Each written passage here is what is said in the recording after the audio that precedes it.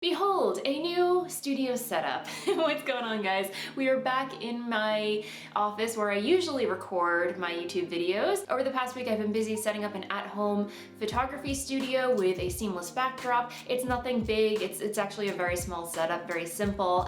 I will do another episode on this down the line, but this week I thought I'd have a little fun and use it as a backdrop for this episode. But in case you're wondering, because I see you people, I see you curious people, like what is she using? What brand is that? What is it? The backdrop is by Savage Seamless in the beige colorway because I heard that was the most flattering for skin tones. And then we have Mr. Fake Faux Plant behind me that is backlit by a practical. So again, I will do another episode on this later down the line, but in the meantime, we're just having a little fun. Let me know what you guys think in the comments below. Do you like this setup? I know it's a little boring, but you know, making it work. So anyway, but this week by popular demand, I am going to be comparing the Fujifilm X100V to the Fujifilm XE4.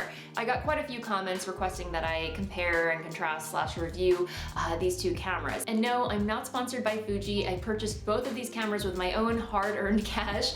I wish I was sponsored by Fuji. Fuji, give me a call. So these are my honest thoughts and opinions. However, I should also mention that this is not going to be a technical review or comparison. There are plenty of other YouTube channels out there for that, but I'm only going to be comparing these cameras as to how I use them and how they suit my shooting needs at this point in time. And I was actually planning to upload this video last week, and in case you're wondering why I didn't upload a video, this is the reason why. I had planned to compare the X100V to the XE4 by doing a side-by-side comparison. So I grabbed both cameras and headed off to Domino Park here in Brooklyn, New York.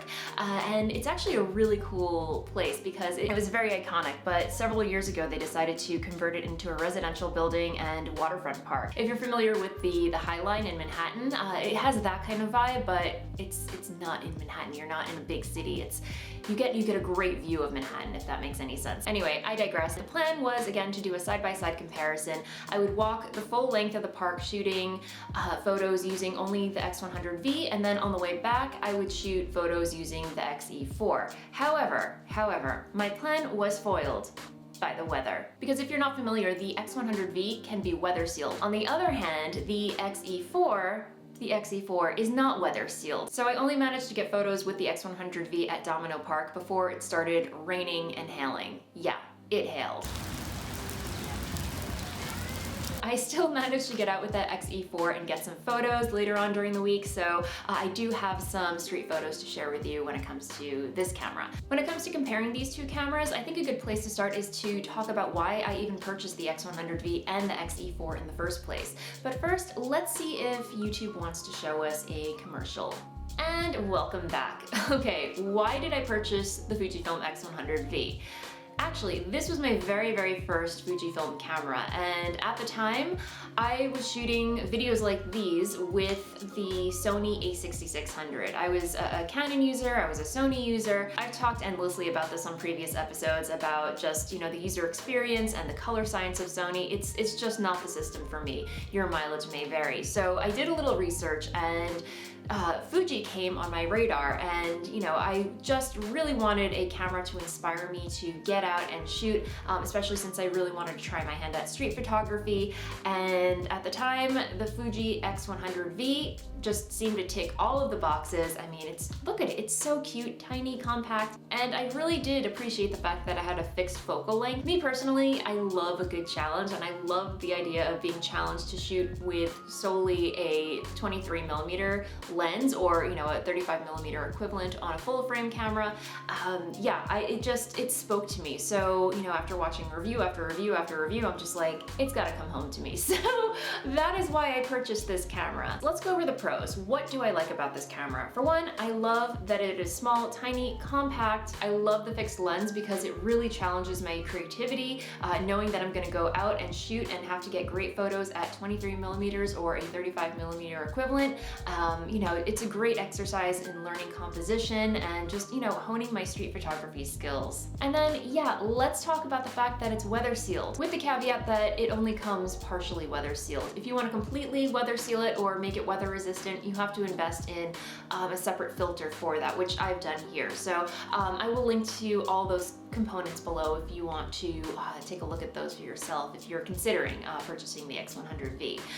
But then also, the image quality. Oh my goodness, this takes such good photos. It has a leaf aperture, which creates beautiful, crispy images with gorgeous bokeh. I mean, yeah, every photo that I take with this, I'm just like, oh, it's so pretty. And as for the cons, the things that I'm not so crazy about when it comes to the X100V, honestly, there's not that much, other than I wish it had more capabilities when it came to video. As you can see, the back screen only tilts up and down. I wouldn't call it a hybrid shooter per se, it's more for the dedicated photographer who wants to shoot the occasional video, which it takes beautiful video. I'll insert a little B-roll of it here. So again, very capable with video, but not directed towards the hybrid shooter who wants to, you know, vlog themselves or do, you know, videos like these. The video feature is more of an add-on. But when I'm out shooting with this camera, there are times when I really do wish that you know, I could swap out a lens for a wider or tighter focal length. But then again, that's the beauty of this camera. It really forces you to be creative and zoom with your feet. Fuji does offer lens adapters for this camera. They have a telephoto and a wide angle lens that you can tack onto this. Maybe it's the photography snob in me, but I feel like that kind of ruins the magic of the X100V. It's like, it's got a fixed focal length. Don't try to mess with that. And I've been having so much fun shooting with this camera ever since I purchased it. I have absolutely no regrets, but you know, when I do go out and shoot with it, I've come to realize what its limitations are when it comes to my needs as a photographer and video shooter.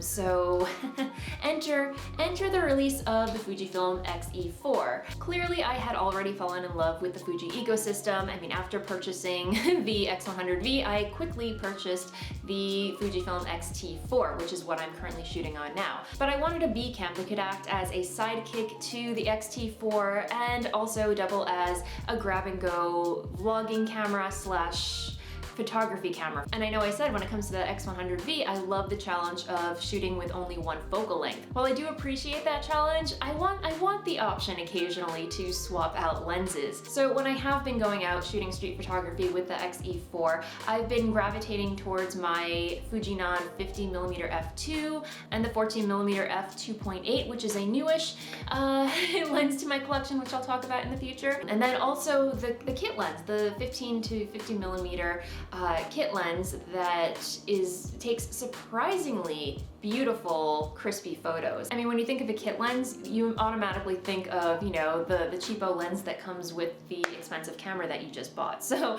but I am pleasantly surprised with all of Fuji's kit lenses thus far. I think if you're on a budget, don't hesitate to grab one of the kit lenses. They are awesome. And for vlogging, I love that the screen tilts up. For me personally, it's just more natural to look up at the screen as opposed to a screen that fully articulates at the side like the X-T4. And then, can we also talk about the minimalist design? I mean, there are hardly any buttons on here. I mean, it's just smooth as a dolphin. I love the fact that you can just, you know, dial in your settings, have it ready, and just, you know, set it and forget it, if that makes any sense. After a month of hanging out with the X-E4, I have to be completely honest. I love shooting with this camera. Despite its minimalist design, it's incredibly versatile and capable of so much. And to quote one of my viewers, don't be fooled. Don't be fooled by the simplicity. There's a lot going on under the hood of this camera. Now for the cons. As I mentioned, my plan to do a side-by-side comparison,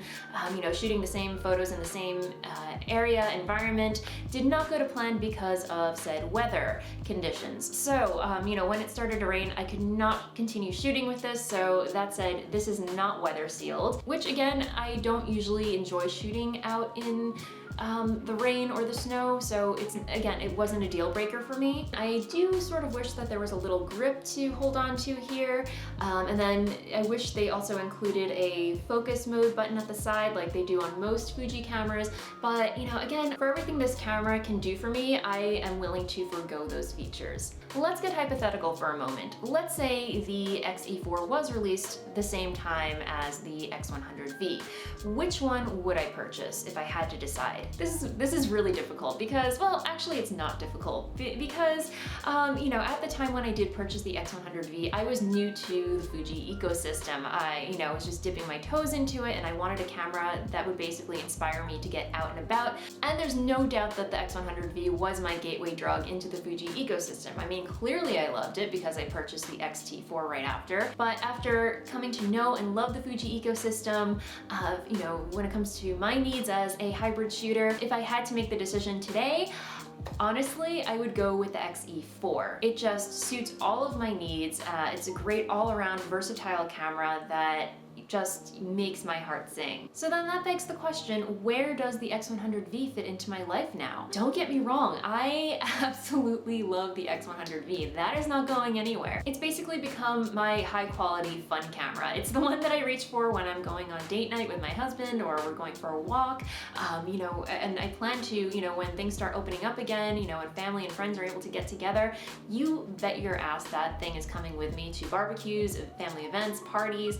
That is just gonna be my party cam, basically. So if you're in the market for either of these cameras, which one should you choose? Before I give my thoughts on that, just a quick word from my lovely and amazing sponsor, Skillshare. Skillshare is an online learning community platform where you can learn just about anything. It has thousands of classes for creative and curious people on topics including illustration, design, photography, video, freelancing, and more. If you're a content creator like me or thinking about becoming one, no matter what your platform, do not underestimate the power of storytelling. If this is a skill that you want to improve upon or hone, be sure to check out Skillshare's newest class, Social Media Storytelling. Make videos people care about with video producer, storyteller, late night host, and YouTube star Lily Singh. Learn all the tips and tricks that have led to her success across multiple platforms and adapt them to your use. In this hands-on class, you'll learn to dive into Lily's world and explore the basics of storytelling online, the hustle of keeping up with social media, and the power to choosing the right goal to power your content creation to success. If this sounds like something you're into, click on the link in the description box below and you can try Skillshare for 2 weeks absolutely free on yours truly. You're welcome, and thank you, Skillshare.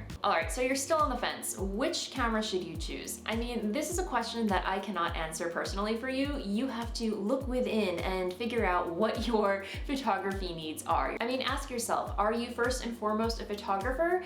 Do you enjoy street photography? Do you not mind being married to a 23mm lens? Do you find yourself shooting in precipitous weather? Is gas or gear acquisition syndrome a problem for you? I mean, if this is already a problem for you, we all know that you're gonna get both cameras anyway, so why are you even here? Go out and get both. You know you're gonna do it. Or if you're like me, when I was new to the Fuji ecosystem, I wanted an excuse. I wanted something to inspire me to get out and about and shooting photographs. Maybe consider the X100V. It's a great gateway drug into the Fuji ecosystem. But on the other hand, if you're a hybrid shooter, you shoot both photos and video, you want to do it all grab and go versatile compact camera with the ability to swap out lenses, you don't require weather sealing, and you just want a clean, minimal, no fuss setup, I mean, this is your babe right here, the XE4. And there you have it. Those are my honest to goodness thoughts on the Fujifilm X100V and the XE4. If you're in the market or thinking about getting one of these cameras for yourself, or maybe both, let me know in the comments below. Which one do you think is the right one for you? Or do you have one of these cameras? Let me know what your experience has been with them. But that'll do it for me this week. Thank you so much as always for hanging out with me. If you're new here, welcome to my little corner of the interwebs. I'm so happy to have you. If you haven't already, please feel free to like and subscribe down below. I put out a video for your viewing pleasure every week, and until the next one, see ya!